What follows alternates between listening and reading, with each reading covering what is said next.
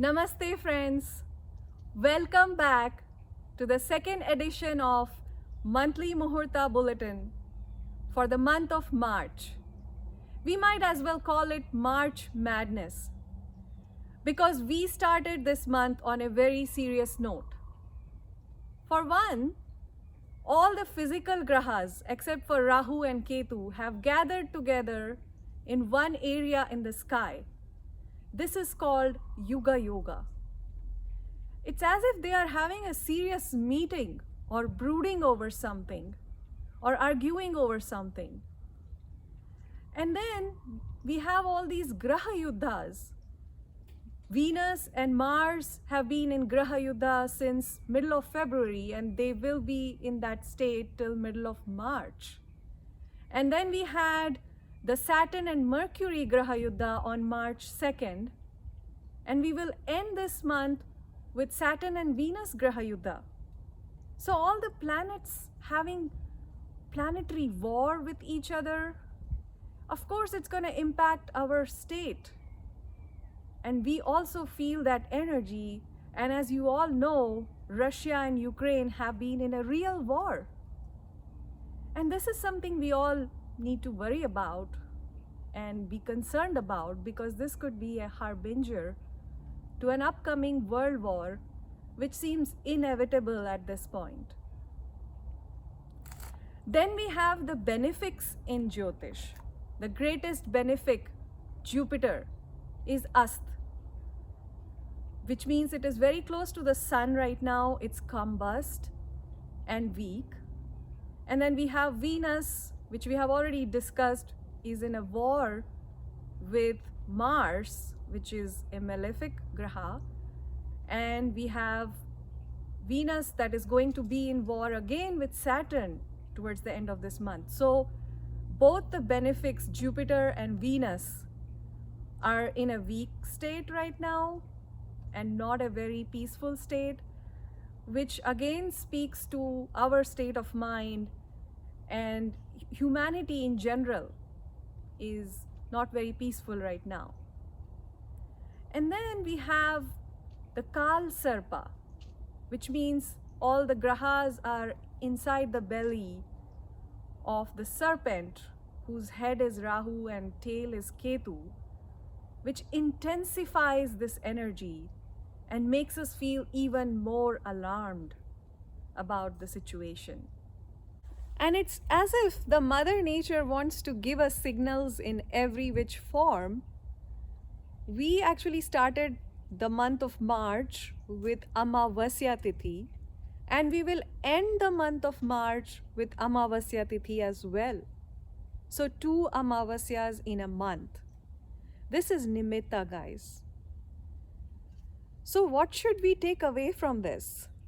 Well, this is a time to feel more compassionate towards fellow human beings, to continue and maybe start new spiritual practices, meditation, chanting, anything that gives you peace, and try to understand the other's perspective.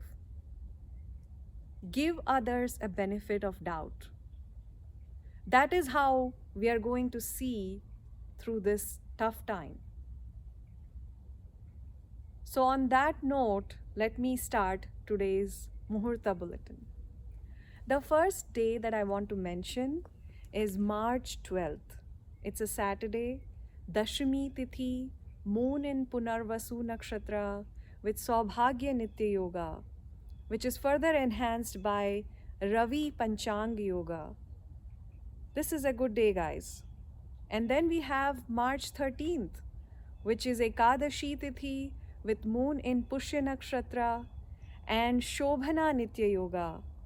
And this day is further uplifted by several Panchang Yogas, Ravi Yoga, Sarvatra Siddhi Yoga, Ravi Pushya Yoga. There is a small blemish of Mriti Yoga on this day, but this will be negated by all the auspicious yogas mentioned before. So March 12th and 13th are generally looking like very good days. It's weekend, Saturday and Sunday, so make the most of it. That brings us to March 14th, which is Meena Sankranti, when Sun will be moving from Kumbh Rashi to Meena Rashi. The exact transition will happen around 3 p.m. Eastern Standard Time, and the Punya Kal for this Sankranti is from 3 p.m. to 9:30 p.m. Eastern Standard Time. This is a good time to start or do any spiritual practices, whether it is meditation, chanting, any volunteer work, anything that you want to do selflessly for others. So keep that in mind, March 14th. Then on March 17th, we have Falgun Purnima. This is celebrated across entire North India as Holika Dahan. And the very next day is Holi, the festival of Holi or Rangavali, when people throw colors or colored water at each other. It's the most popular and playful festival of North India that is now popular throughout the world. This marks the beginning of the month of Chaitra. Then we have on March 20th the spring equinox, when the length of the day and night will be exactly equal. This is an important station in a tropical year.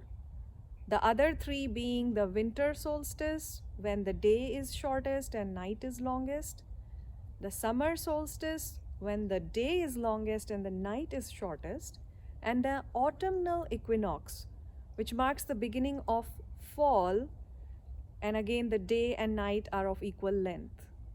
So March 20th is spring equinox. Finally, I want to mention another good date for this month, which is March 23rd.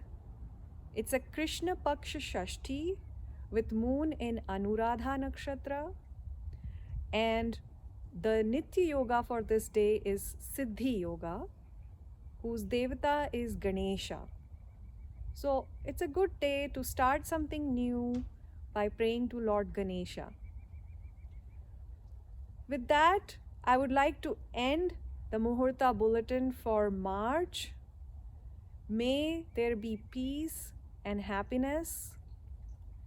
And the month after this is the month of April, which is going to be a very interesting month from Jyotish point of view. It's also the beginning of the Hindu New Year. So stay tuned for the monthly Muhurta Bulletin for the month of April. Namaste.